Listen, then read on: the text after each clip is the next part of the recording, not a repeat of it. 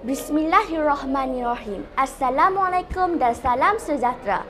Pidato saya akan membentangkan tentang pokok kelapa sawit, sejarah, kegunaan pokok kelapa sawit dan kebaikan minyak sawit kepada pengguna.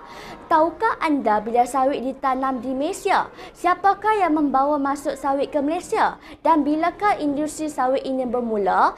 Tidak tahu? Jom saya terangkan.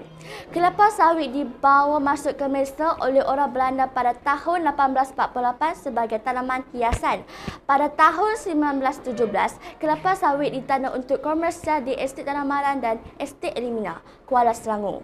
Pokok sawit yang ada di Malaysia adalah berasal daripada Afrika dan Amerika.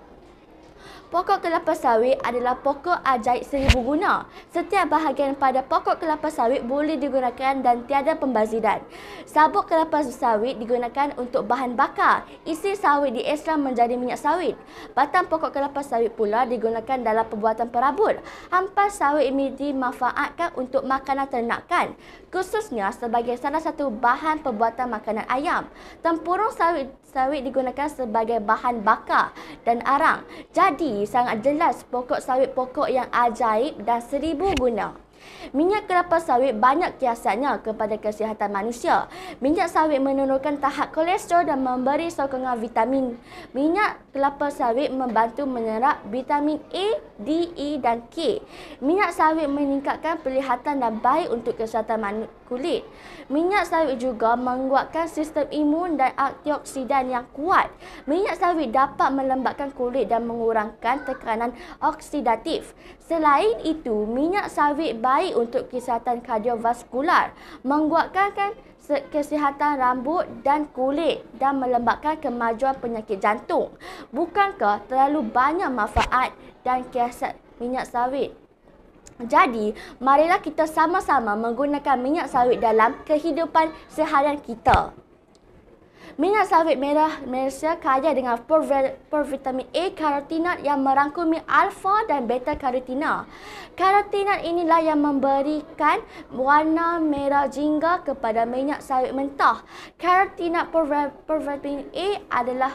Provitamin A adalah pigmen larut lemak yang memerlukan lemak untuk ditukar kepada vitamin A yang kemudiannya diserap ke dalam usus kecil.